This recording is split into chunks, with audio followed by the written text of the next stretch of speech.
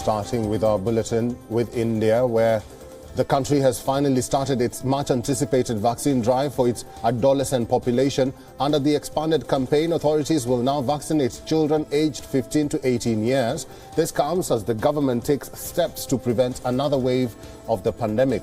Over 800,000 children have registered on the government app to take part in the drive. Education departments have set up vaccination centers at a number of schools to encourage children to come forward in the vaccine campaign.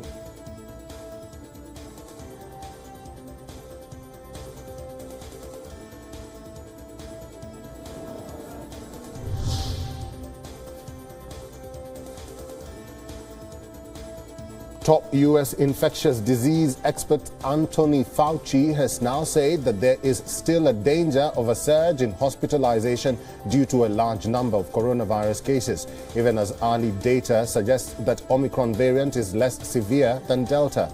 The sudden arrival of Omicron has brought record-setting case counts to countries around the world and dampened New Year festivities. The Omicron variant now accounts for nearly 58% of all COVID cases in the United States.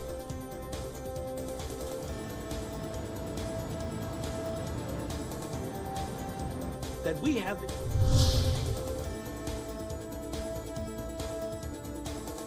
Israeli Prime Minister Naftali Bennett announced the expansion of the country's second booster campaign on Sunday to people over the age of 60. This comes as the country faces a massive surge in COVID-19 cases. Israel last week approved the booster for a limited population of people with underlying illnesses.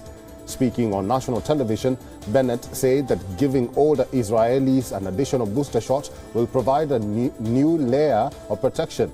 Earlier Sunday, Bennett warned that Israel will soon see tens of thousands of cases a day as the Omicron variant continues to spread.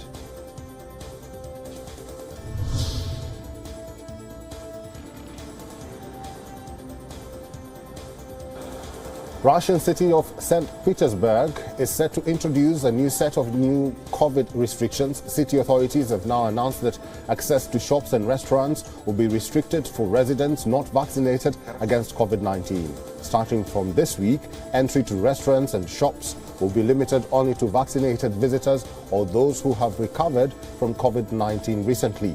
St. Petersburg authorities originally planned to bring in new restrictions on December 1st last year, but then twice moved the introduction of the measures to a later date, allowing restaurants to work fully into the new year.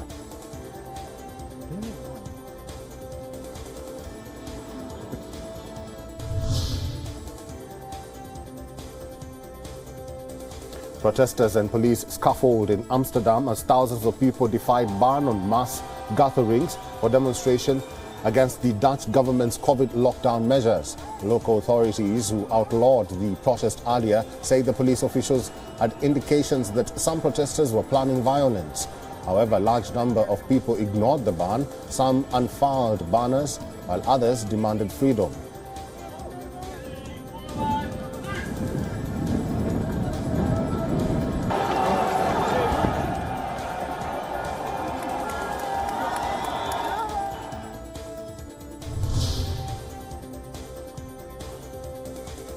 U.S. Defense Secretary Lloyd Austin has contracted COVID-19.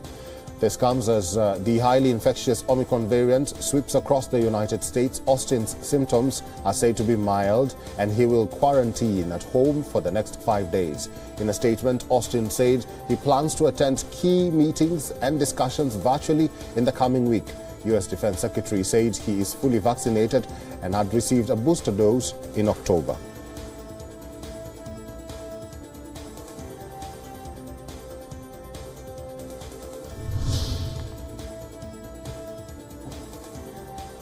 The independent Hong Kong news site CITZEN News has now announced its closure, saying that it wants to ensure the safety of everyone. This comes days after the city's National Security Police raided another independent online news outlet, Star News, of allegations of sedition.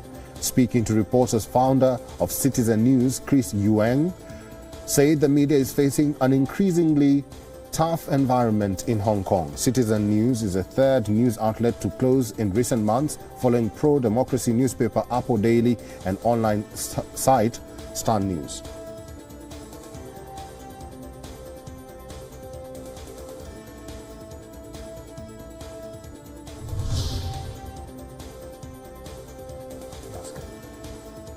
Meanwhile, Sudanese Prime Minister Abdallah Hamdok has announced his resignation. This comes amid a long-dragged political deadlock and widespread pro-democracy protests in the country. In a televised speech late on Sunday, Hamdok, who signed a political agreement with the military in November, said a roundtable discussion is needed to reach a new deal. Hamdok's resignation came after Sudanese security forces violently dispersed the pro-democracy protesters who were protesting against the October 25th military coup. At least 2 people have been reportedly killed by security forces in Sudan's anti-coup demonstrations.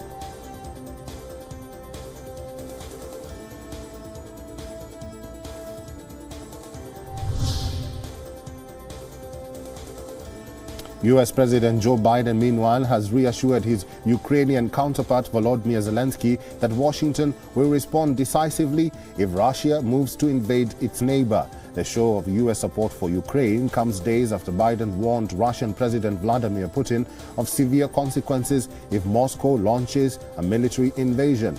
In his call with Zelensky, Biden also stressed Washington's commitment to the principle of nothing about you without you, in an apparent reference to the need to include Ukraine in the negotiations about its own future.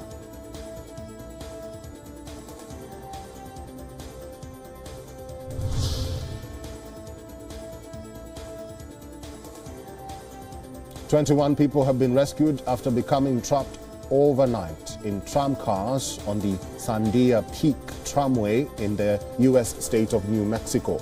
Authorities said icing on a cable caused 2 tram cars to get stuck high up in the Sandia Mountains. According to reports, the tram cars were carrying employees of the tramway in a restaurant atop Sandia Peak on the last ride of the night when the incident took place. New Mexico Search and Rescue was notified of the stranded passengers shortly after the incident. Rescuers used ropes to lower the employees from the cars to ground, and then they were ferried off the mountain by a helicopter. No injuries were reported.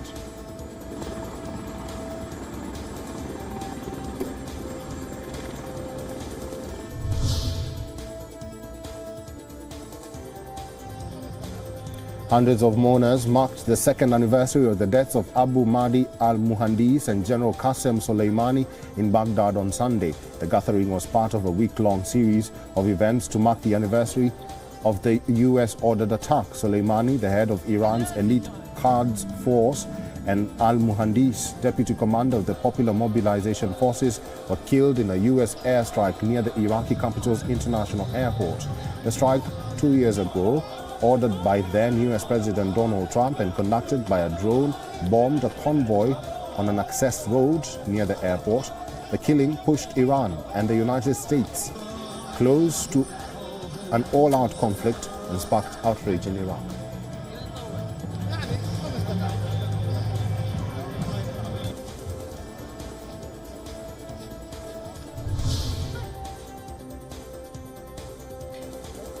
A man has been arrested after a large fire severely damaged the Parliament building in the South African city of Cape Town. A police spokesperson said the man was facing charges of arson, housebreaking and theft and would appear in court on Tuesday.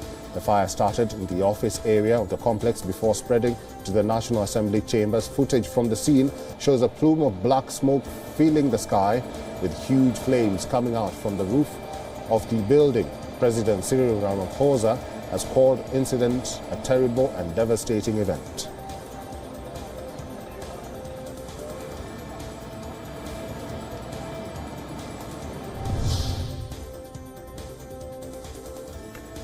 As France takes over the rotating presidency of the European Union, the Eiffel Tower, the Notre Dame Cathedral, the Pantheon, all turned blue to mark the takeover. With the presidency takeover, President Emmanuel Macron has now become EU's de facto leader.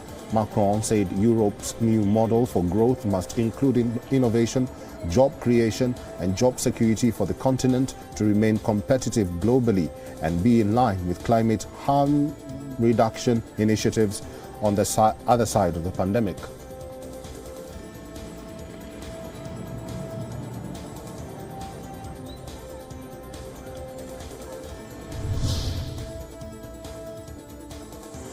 Usually a warm winter destination for European tourists, Egypt's Red Sea resort of Hurghada witnessed a rare snowfall over the weekend. Social media video showed heavy hail falling down on cars in almost empty streets as most of the city's residents and tourists stayed indoors. The pandemic has impacted the country's tourism industry, which accounts for 5% of total GDP.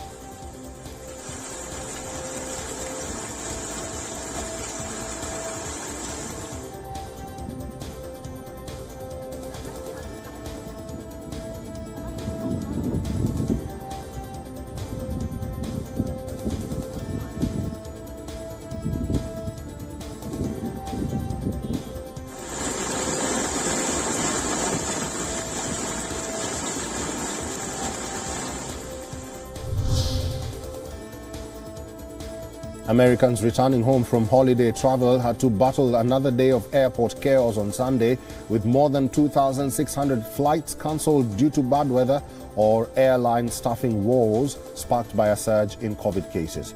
Further disruptions are predicted this week as a winter storm blows eastward. Southwest Airlines, one of the hardest hit carriers, had to cancel some 400 flights Sunday morning. On Saturday, poor weather, much of it linked to Winter Storm Frida, forced Southwest to cancel 490 flights, most of them in the center-north states south of the Great Lakes.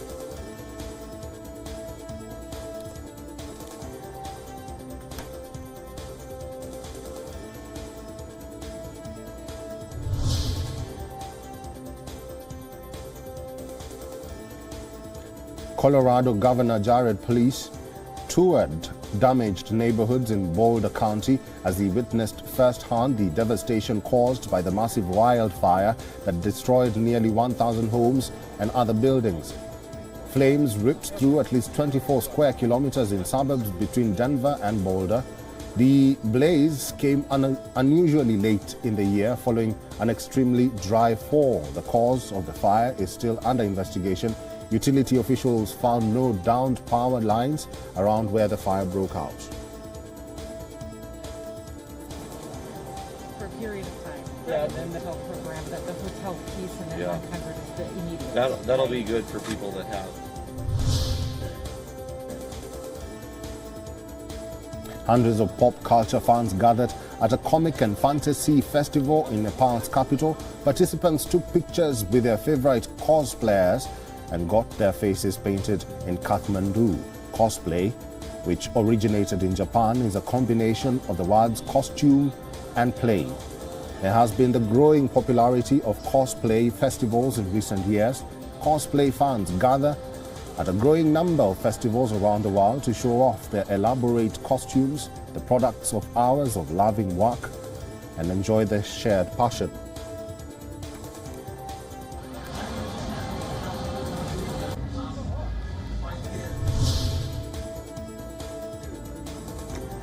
Meanwhile, a video from Saudi Arabia will melt your heart. The video shows people dancing and singing to celebrate snowfall in Saudi Arabia. It is normal to see snow falling in Tabuk, where the video was shot.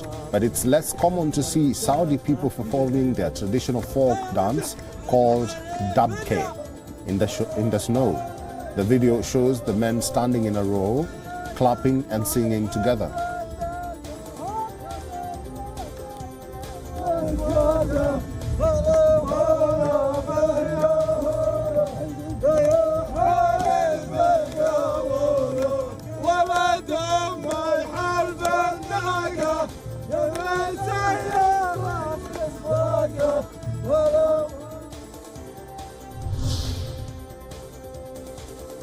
In Mexico, there once was a small fish called tequila splitfin that swam in the spring-filled waters of West Central region but disappeared towards the end of the 20th century. Scientists and local residents have now achieved the return of a species extinct in nature.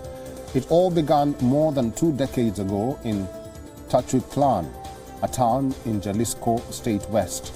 Its success is now not only intertwined with the community's identity, but it's also touted internationally as an example of best practice.